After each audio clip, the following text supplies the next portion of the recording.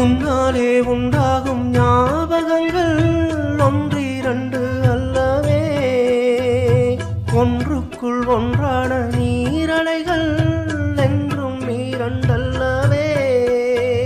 சிற்றன்ன வாசலில் ஓவியமே, சிந்தைக்குள் ஓரிய காவியமே, எங்கே நீ அங்கே தான் நான் இருப்பேன், எப்போதும் நீ ஆட தோள் கொடுப்பேன். மோகத்தில் நான் படிக்கும் மாணிக்க வாசகமே, நான் சொல்லும் பாடலெல்லாம் நீ தந்த யாசகமே.